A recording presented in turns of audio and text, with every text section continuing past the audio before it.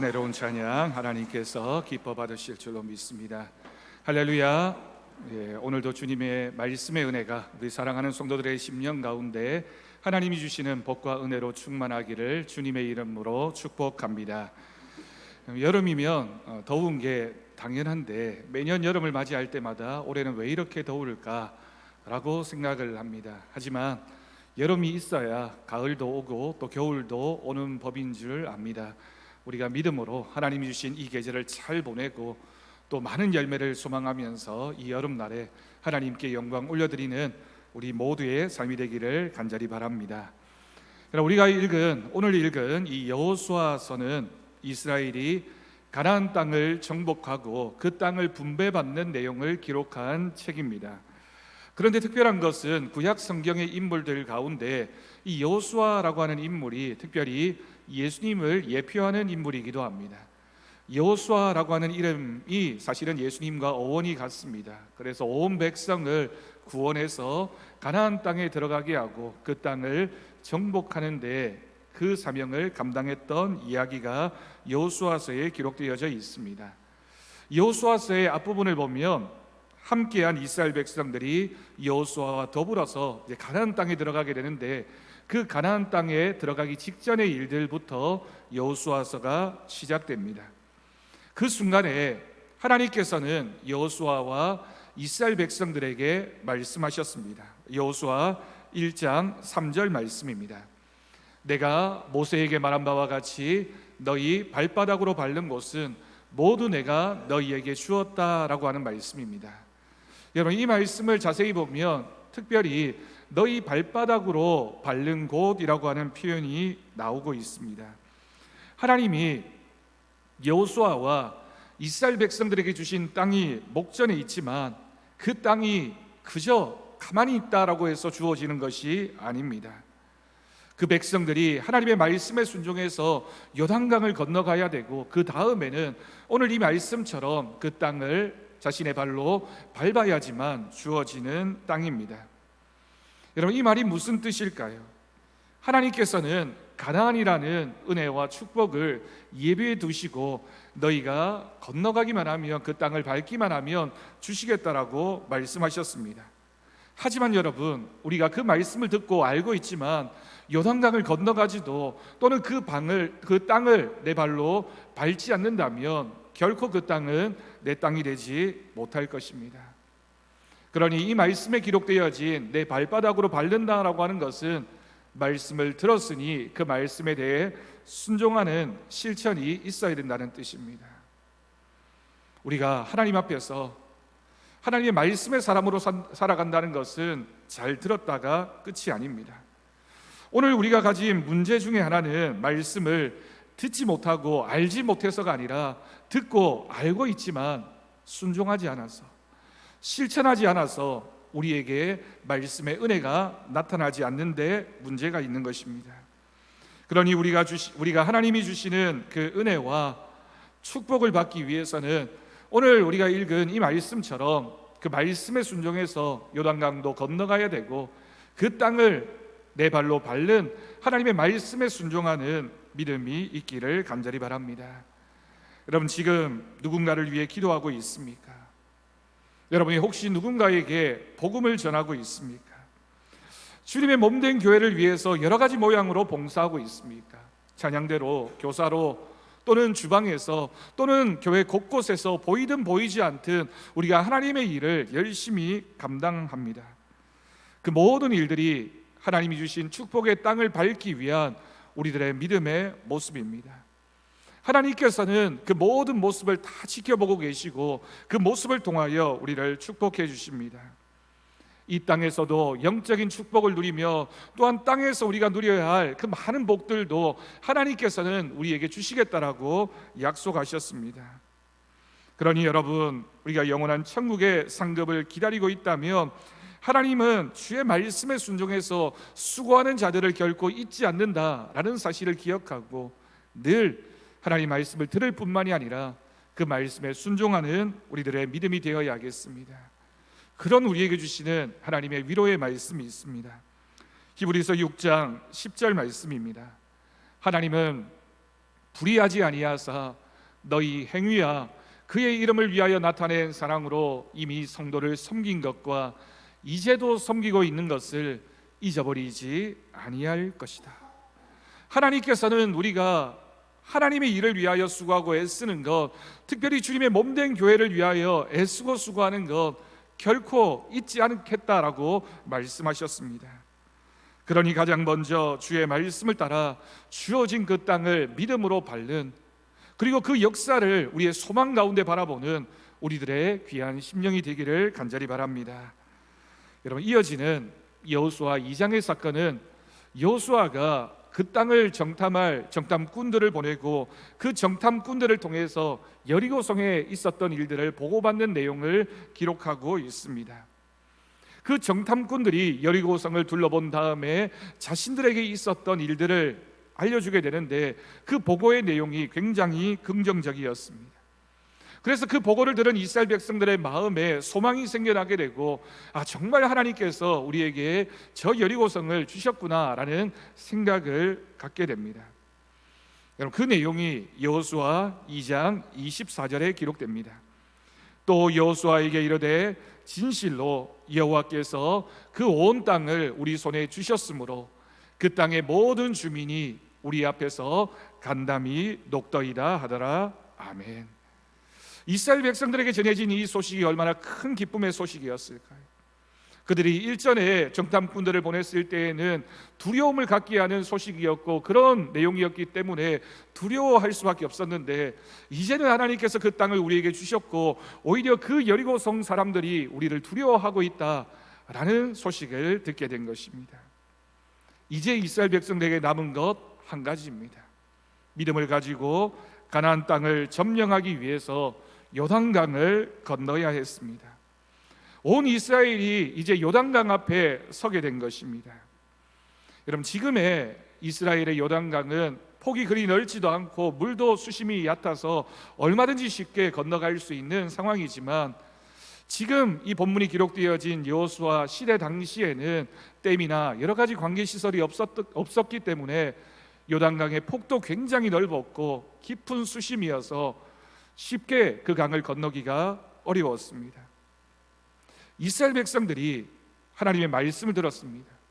여리고성 사람들을 하나님께서 붙여주셨다는 소식도 들었고 그들이 두려워 떨고 있다는 소식도 들었습니다. 이제 이스라엘 백성들이 해야 할 일은 그 요단강을 건너야 합니다. 요단강을 건너야 한다라고 하는 이 말씀의 의미가 무엇일까요? 하나님께서는 우리 믿는 사람들에게 축복의 땅을 주시기 전에 이렇게 어려운 때를 만나게 하십니다. 때로는 우리가 그 어려운 상황 앞에서 돌아갈 수밖에 없는 마음을 갖게 하십니다. 되는 일이 없게 하실 때도 있습니다. 꼬이게 하시고 또 꼬이게 하실 때도 있습니다. 정말 이제 성취를 목전에 두었는데 두려운 마음이 들어서 절망적인 일이 생길 때도 있습니다. 처음 예수님 믿고 교회 다니기 시작하고 신앙생활하기 시작했을 때 뭐든지 잘 되는 것 같고 하나님이 내 기도에 응답해 주시는 것 같아서 마음의 기쁨과 용기가 있었지만 시간이 지나고 나니 도무지 되는 일이 없는 것 같습니다. 때로는 하나님께서 내가 아무리 기도해도 응답해 주시지 않는 것 같습니다. 이스라엘 백성들이 지금 만난 요단강이 바로 우리의 인생에서 만나게 되는 그 순간 뭔가 부정적이고 우리를 힘들게 하고 우리를 절망에 빠뜨리는 그 고난과 시련을 의미하는 것입니다. 이 요단강은 내 힘으로는 도저히 건널 수 없는 강입니다. 여러분, 우리의 인생에서 중요한 성취를 앞두고 또 우리가 정말 바라고 원하던 바 그것을 이루기 위해서는 반드시 넘어가야 할 고비가 있습니다. 우리가 이미 많이 경험했습니다. 어려움이 있고 고난이 있고 두려운 상황이 벌어져서 어떤 사람들은 그 어려움의 상황 앞에서 포기하고 낙심하고 뒤로 돌아섭니다. 여러분, 그러면 아무 일도 일어나지 않습니다. 두렵고 떨리지만 결국 그 일을 넘어서야지만 그 일에 대한 결과를 볼 수 있게 됩니다. 여러분, 요즘 파리에서 올림픽이 한창입니다. 지난 목요일 우리나라 여자 탁구 개인적 8강전에 신유빈 선수가 출전했습니다. 그 경기에서 이기기만 하면 여자 탁구에서 메달을 획득하게 되는 것은 2004년의 아테네 올림픽 이후에 20년 만에 다시 한번 그런 기회가 주어지는 중요한 시합을 하고 있었습니다. 일본 선수와 경기를 하게 됩니다. 신유빈 선수가 좋은 경기력을 가지고 있었기 때문에 세트 스코어 3대0으로 앞섰습니다. 누구나 할 것 없이 이제 3대0이 되었고 한 세트만 이기면 되니 우리나라 선수가 4강전에 진출하는 것은 틀림이 없다, 다 안심하는 마음으로 지켜보게 됩니다. 그런데 갑자기 일본 선수가 옷을 갈아입겠다라고 하고는 10여 분 시간이 지났습니다. 그리고 이후에 분위기가 갑자기 바뀌게 됩니다. 한 세트 한 세트 일본 선수가 따라붙더니 어느새 3대3 동점이 되었습니다. 그리고 마지막 7세트가 되었습니다. 7세트에 들어설 때 지켜보고 있던 해설자나 또는 국민 모두가 좀 어렵지 않을까라고 생각을 했습니다. 왜냐하면 지고 있다가 따라가는 것도 어려운 일이지만 다 이겼다라고 생각했는데 다 따라잡히고 또 그렇게 경기가 진행되는 상황에서 절망할 수밖에 없고 포기할 수밖에 없는 그런 마음이 드는 것 당연합니다. 그런데 결국 두 번이나 이 일본 선수가 마지막 매치 포인트를 기록하면서 이길 수 있는 기회가 오게 됩니다. 다 끝났구나, 포기할 수밖에 없겠구나, 이런 절호의 기회를 놓치게 되는구나 라고 생각을 했습니다. 하지만 놀랍게도 신유빈 선수는 그 고비를 이겨내고 결국 준결승에 진출했습니다. 그 경기가 다 끝난 후에 두 선수가 눈물을 흘리는 장면이 텔레비전에서 보였습니다. 아마도 두 선수의 눈물의 의미는 서로 달랐겠죠.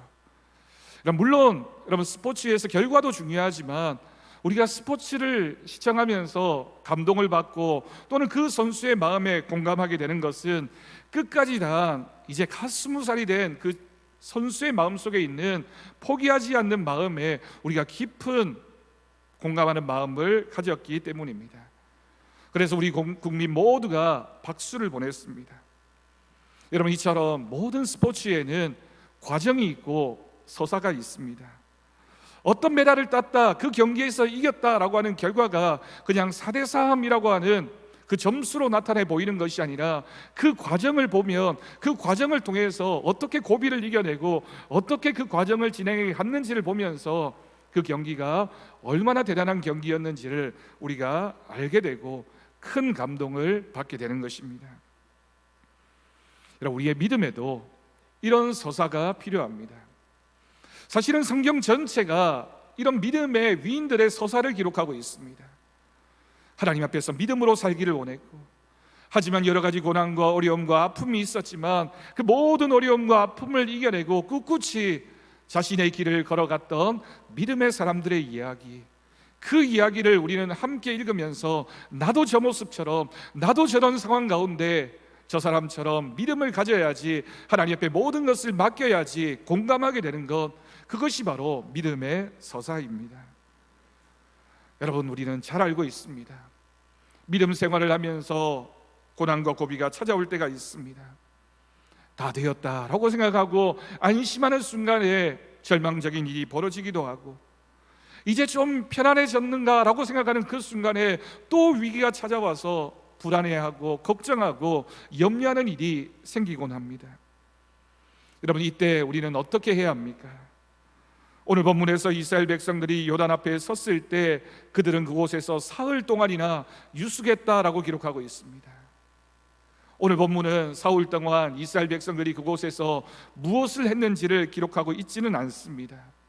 하지만 이 사흘이라는 유숙의 시간이 분명히 큰 의미가 있을 겁니다. 이스라엘 백성들이 요단강을 앞두고 사흘 동안 유숙하면서 뭘 했을까요? 그 요단강을 바라보면서 그들에게는 생각하는 시간이 필요했습니다.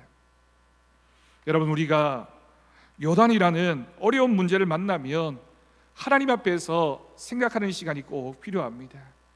그냥 사건의 상황에 어려운 형편에 내 마음 다 빼앗기지 않고 그 사건은 사건대로 내려두고 하나님을 생각해야 합니다. 하나님이 왜 나에게 이런 일들을 행하시는 걸까? 이 생각하는 시간을 가리켜서 다른 말로 표현한다면 기도하는 시간이라고 할 수 있습니다. 어려운 문제가 내 앞에 나타날 때 내가 어떻게 반응하는가? 절망하고 분노하고 좌절하고 생을 포기하겠는가?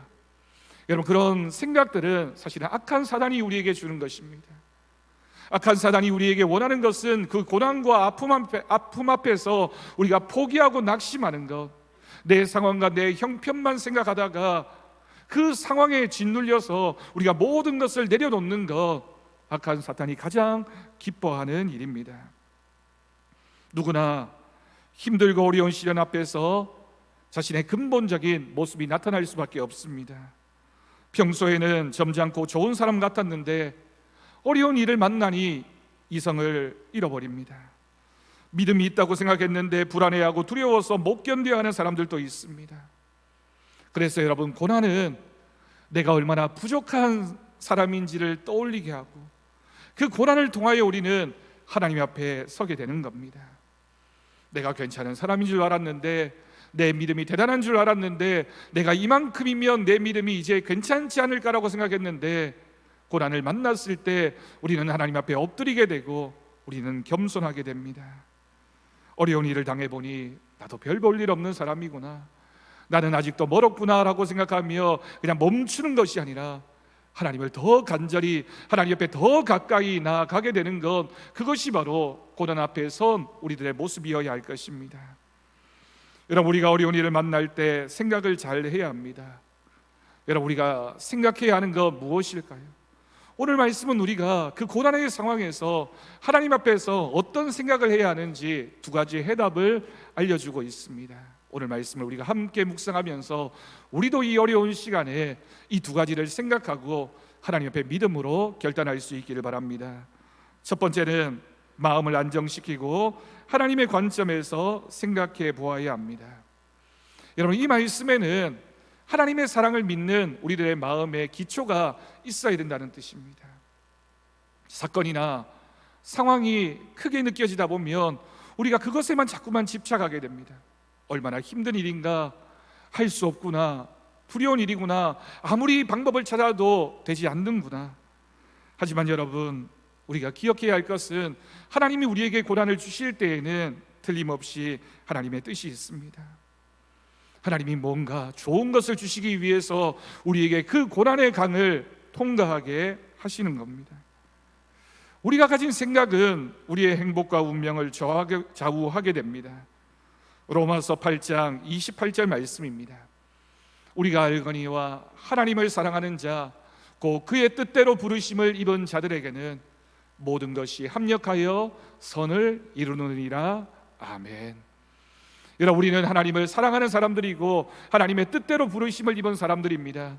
그래서 우리는 어려운 일을 만나도 또는 성공적인 상황에서도 우리가 잊지 말아야 할 것은 이 모든 일을 통하여 우리가 이루어가야 할 하나님의 목표가 있고, 그것이 바로 하나님이 원하시는 선하신 뜻, 합력하여 선을 이루시는 하나님의 계획임을 우리는 고백하게 됩니다.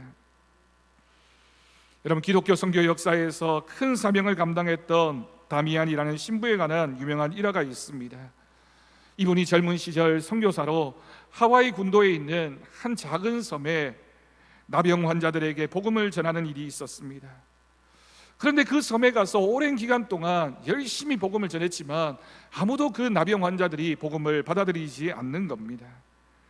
당신은 건강하니까 그렇지, 당신이 우리 형편을 어떻게 알아, 당신이 우리 마음을 어떻게 알아 라고 이야기하면서 아무도 그가 전하는 말을 들으려고 하지 않았습니다. 마음이 괴로웠습니다. 그리고 어느 날 열심히 그래도 복음을 전하고 집에 돌아왔습니다. 목욕을 하려고 물을 데웠습니다. 뜨겁게 데운 물을 옮기다가 그만 그 물을 발등에 쏟게 됩니다.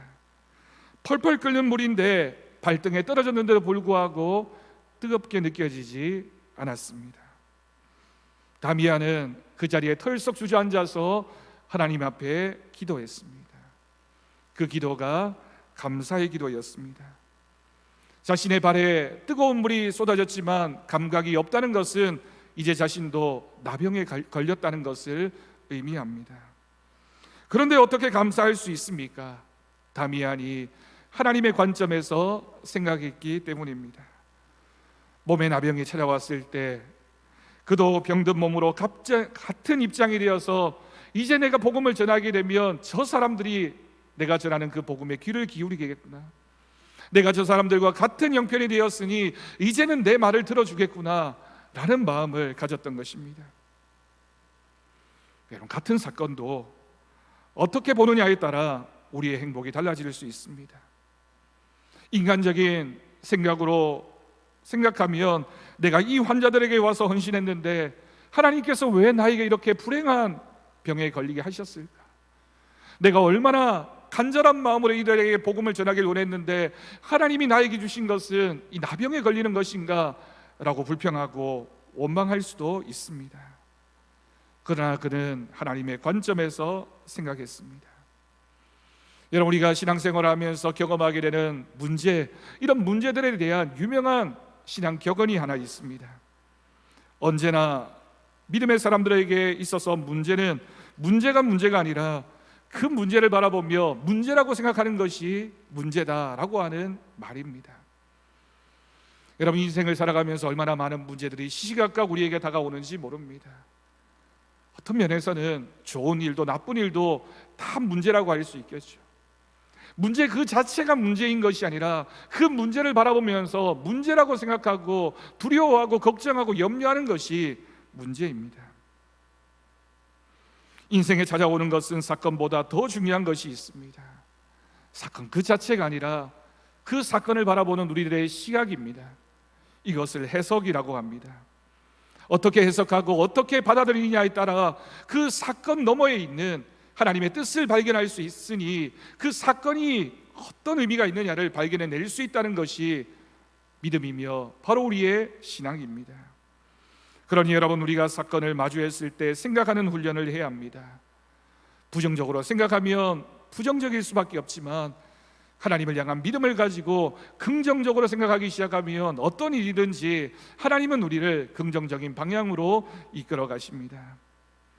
내셔널 파나소닉이라는 세계적인 기업의 창업자이자 일본에서 경영의 신으로 불렸던 마쓰시다 고노스케라는 인물이 자신의 자서전에서 이런 이야기를 썼습니다. 하늘이 자신에게 준 3가지 선물이 있다. 나에게 3가지 선물을 하늘이 주셨다라고 생각하면서 늘 감사하는 마음으로 나는 인생을 살았다라고 회고했습니다. 그런데 그 3가지가 참 특별한 것이었습니다. 이 사람이 얘기하기를 나는 늘 3가지를 생각하면서 감사한다. 그것은 내가 가난한 것, 내가 건강하지 못한 것, 내가 못 배웠다는 것이라고 소개했습니다. 여러분, 이 3가지는 누구라도 다 불행하고 어려운 것이라고 생각할 만한 그런 일인데 이 사람은 그 일들이 나에게 오히려 감사가 되었다라고 고백합니다. 그러면서 그 책에서 이렇게 소개했습니다. 첫째, 나는 가난한 집에서 태어났기 때문에 온갖 고생을 다 겪었고 그를 통해서 부지런히 일하지 않으면 살 수 없다는 진리를 깨달았으며 결국 이 고생의 경험과 부지런함이 자신의 성공의 밑바탕이 되었다라고 하는 겁니다. 가난했기 때문에 내가 그 가난을 밑거름해서 이렇게 성실하게 살 수 있었다라는 뜻입니다. 두 번째로, 건강하지 못하고 허약하게 태어났기 때문에 나는 어려서부터 건강이 얼마나 소중한지를 깨달았고 그래서 항상 건강에 조심했고 운동에 힘씀으로써 결국 90세까지 건강하게 살 수 있었으니 내가 병약하게 태어난 것이 감사하다라고 고백을 했습니다. 세 번째로, 가난하여 초등학교도 졸업하지 못할 정도로 못 배웠기 때문에 나는 이 세상에서 누구를 만나든지 저 사람에게서 뭔가를 배울 것이 있다라고 생각을 했고 그것이 자신의 성공의 비결이 되었다는 것입니다. 여러분, 누구에게나 인생에는 부족함이 있습니다. 저에게도 여러분에게도 뭔가 단점이 있고 부족함이 있고 때로는 남들과 비교해서 극복하기 어렵다라고 생각하는 문제가 있을 수 있습니다. 그래서 그 부족함과 결점을 극복할 수 없는 짐이나 고통이라고 생각한다면 결국에는 우리는 주저앉을 수밖에 없고 그것은 나에게 벽이 될 것입니다. 아니, 찾아오지도 주어지지도 않을 것입니다. 설령 우리에게 주어진 이 시간, 우리에게 주어진 환경, 우리가 경험하며 살아가는 모든 것들이 고통과 시련의 시간이라 할지라도 그것이 결국에는 하나님께서 합력하여 선을 이루어 가시는 행복과 은혜를 위한 서막이라고 생각한다면 우리는 얼마든지 이겨낼 수 있을 것입니다. 하나님이 우리에게 주신 것은 아무것도 버릴 것이 없습니다. 하나님이 우리에게 주신 시간, 하나님이 우리에게 주신 환경, 하나님이 우리에게 주신 모든 것에 감사하는 믿음으로 살아갈 수 있기를 바랍니다. 두 번째로 우리는 생각하는 관점을 바꾸어야 합니다. 많은 사람들이 사고 구조가 이렇습니다. 100가지 일 중에 99가지 좋으면 누구나 감사하고 행복할 것 같은데 그 중에 한 가지 부족하고 실패한 것이 있으면 그것에 안타까워하면서 그것 때문에 내가 불행하다고 생각하는 사람들이 많이 있습니다. 부정적인 생각이나 부정적인 말이 나에게 해가 되는 것 우리가 잘 알고 있습니다. 하지만 여러분, 그리스도인은 특별히 부정적인 말과 부정적인 생각을 조심해야 합니다. 왜냐하면 부정적인 생각, 부정적인 말은 하나님을 향한 우리들의 믿음의 불신이기 때문입니다. 내가 상황을 바라보면서, 내 형편을 바라보면서 부정적인 말을 하고 부정적인 생각을 하게 되어서 하나님 앞에 우리가 믿음 없는 모습으로 살아간다면 우리의 삶에 어떤 일이 일어날 수 있겠습니까? 우리에게 주어진 모든 것이 하나님이 주신 기회이며 조건인데 내가 그것 때문에 포기하고 낙심한다면 하나님이 주신 기회를 부정하는 것입니다. 하나님이 우리에게 그 고난을 주실 때, 그 시간을 주실 때, 그 기회를 주실 때에는 분명한 의미가 있습니다. 그러니 우리가 어떤 관점에서 생각하는가 하는 것은 정말 중요한 일입니다.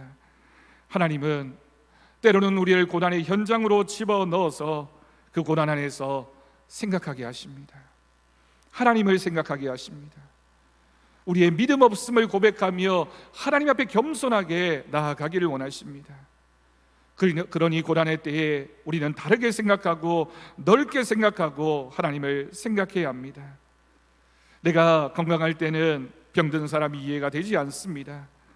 그래서 병에서 나은 사람이 병든 사람을 더 생각하게 되고 좋은 치유자가 될 수 있는 겁니다.